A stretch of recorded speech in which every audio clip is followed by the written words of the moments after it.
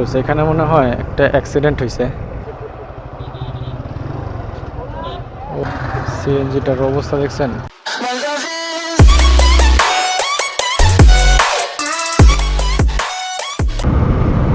আসসালামু আলাইকুম, welcome to ABS rider.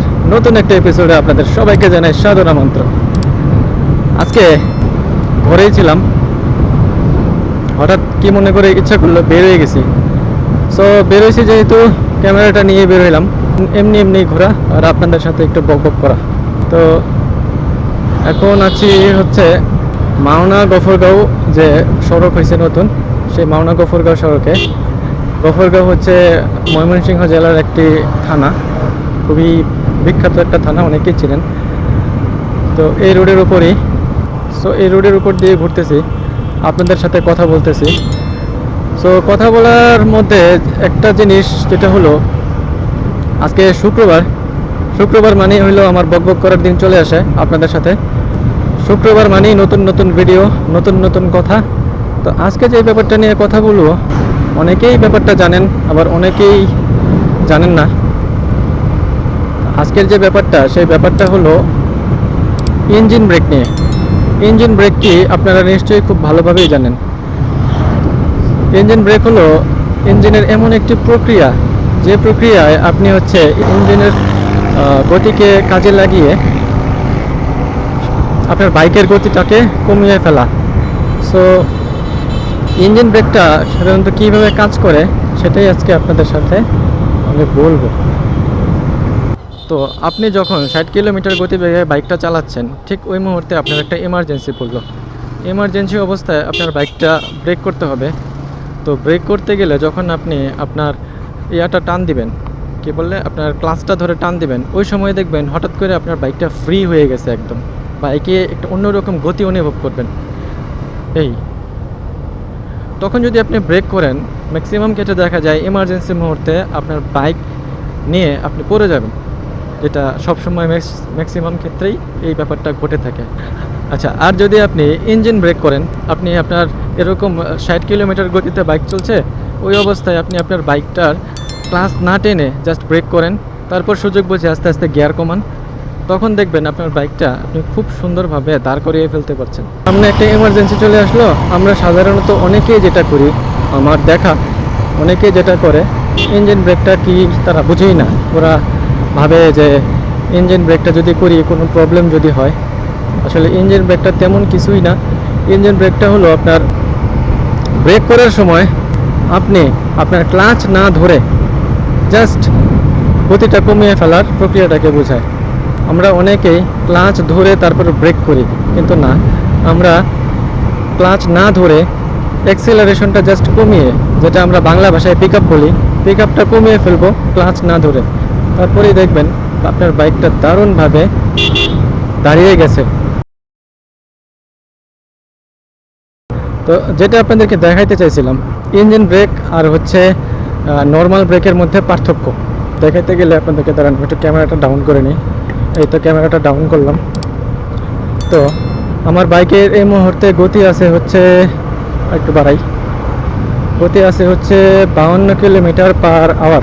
Anyways, তো এখন যদি আমি নর্মাল ব্রেক করি, আমি আবার ভিডিওর উপর লিখে দেব যে কোনটা নর্মাল কোনটা ইঞ্জিন ব্রেক। আমি যদি নর্মাল ব্রেক করি, সেক্ষেত্রে আপনাকে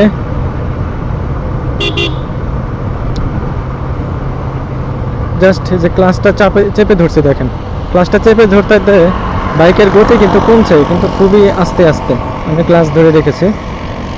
হ্যাঁ, বাইকটা কিন্তু ফ্রি, একদম ফ্রি হয়ে গেছে। আর এখন যদি আবার ইঞ্জিন ব্রেক করি,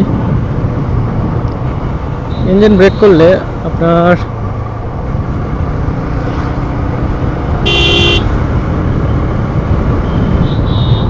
এখন যদি আবার ইঞ্জিন ব্রেক করি, সেই ক্ষেত্রে দেখেন আমি ক্লাচ ধরবো না, এই যে ক্লাচ ছেড়ে দিলাম, বাইকটা গতি খুব দ্রুত কমছে।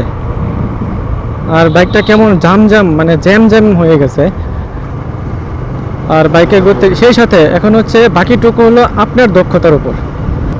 ইঞ্জিন ব্রেক হওয়ার পর আপনার বাকিটা হলো ওই সামনের ব্রেক আর পিছনের ব্রেক কতটুকু চাপবেন, চেপে চেপে আপনার বাইকের গতি কমিয়ে ফেলবেন, সেটা পুরোটাই এখন আপনার উপর, মানে আপনার দক্ষতার উপর নির্ভর করবে।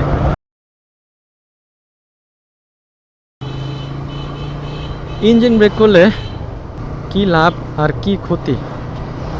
আচ্ছা, ইঞ্জিন ব্রেকের ক্ষতি আমাদের বাইকার ভাইয়েরা যেটা বের করছে, ইঞ্জিন ব্রেকের ক্ষতি হচ্ছে আপনার প্রায় ধরতে গেলে 1%, বা ধরেন 5%, আপনার বাইকের ক্ষতি হবে 5%।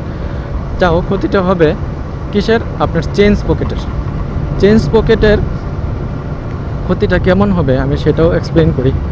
ধরেন আপনার একটা চেঞ্জ পকেট, আপনি সাধারণত কয় হাজার কিলোমিটার চালান, ধরেন 20,000 কিলোমিটার আপনি একটা চেঞ্জ পকেট দিয়ে আপনার বাইকটা চালালেন, তো আপনার সেক্ষেত্রে চেঞ্জ পকেটের ক্ষতি হবে মাত্র 1,000 কিলোমিটারের। তার মানে 1,000 থেকে 1,500 কিলোমিটারের। তার মানে আপনার চেঞ্জ পকেট দিয়ে আপনি 18,500 অথবা 19,000 কিলোমিটার বাইক রাইড করতে পারছেন।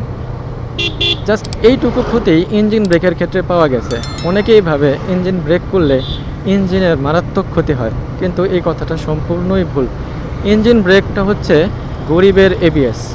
এক কথায়, যার বাইকে এবিএস নাই, আপনি ইঞ্জিন ব্রেকের মাধ্যমে ব্রেক করে দেখেন, যদি আপনি সঠিক ফলাফল না পাইছেন, তারপর আমারে ধরেন। এই যে আমি আল্লাহর রহমতে এই বাইকটা চালাচ্ছি, সবাই বলে এই বাইকটার ব্রেকিং ভালো না, ব্রেকিং ভালো না। আলহামদুলিল্লাহ, আমি ইঞ্জিন ব্রেক করছি বাইক কেনার পর থেকেই। ইঞ্জিন ব্রেকের মাধ্যমে আমি যে ব্রেকিংটা পাই, এটা অন্য কেউ ওইভাবে পায় না। তো দ্যাটস ওয়াই এইটাই হচ্ছে ইঞ্জিন ব্রেকের কারসাজি। সো ক্ষতির কথাটাও বললাম, এর চেয়ে বেশি আমি যে ক্ষতিটা বললাম, আপনার চেঞ্জ পকেটের 1,000 কিলোমিটারের ক্ষতি হবে, বা সর্বোচ্চ 1,500 কিলোমিটারের ক্ষতি হবে। এর চেয়ে বেশি অন্য কোনো ক্ষতি ইনশাল্লাহ আপনার বাইকের হবে না, আপনার লাভ ছাড়া। সো আপনারা ইঞ্জিন ব্রেক করার অভ্যাস গড়ে তুলুন। আর যাদের বাইকে এবিএস আছে, ওনাদের তো কথাই নেই, ওনাদের হচ্ছে এক্সট্রা হচ্ছে একটা ফেসিলিটি। সো আপনাদের যাদের বাইকে এবিএস আছে, তারা ইঞ্জিন ব্রেক ইচ্ছাগুলো করতেও পারেন, নাও করতে পারেন। তবে যাদের এবিএস নাই, তাদের জন্য ইঞ্জিন ব্রেকটা অত্যন্ত গুরুত্বপূর্ণ। তো এই হচ্ছে ইঞ্জিন ব্রেকের আদ্যপন্ত, কি বলে এটাকে, আদ্যপন্তই তো মনে হয় বলে। তো এই হচ্ছে ইঞ্জিন ব্রেকের আদ্যপন্ত। অনেক কথা বললাম, যদি কোনো ভুল ভ্রান্তি থেকে থাকে কমেন্টে জানাবেন, ইনশাল্লাহ পরবর্তীতে ভুল ভ্রান্তিগুলো কাটিয়ে আবার ভিডিও তৈরি করার চেষ্টা করব।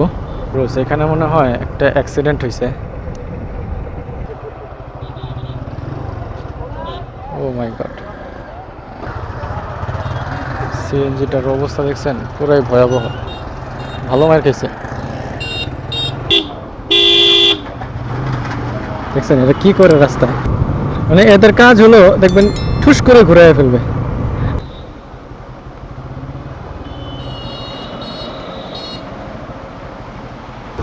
এনিওয়েজ, আমি এখন ক্যামেরাটা খুলবো।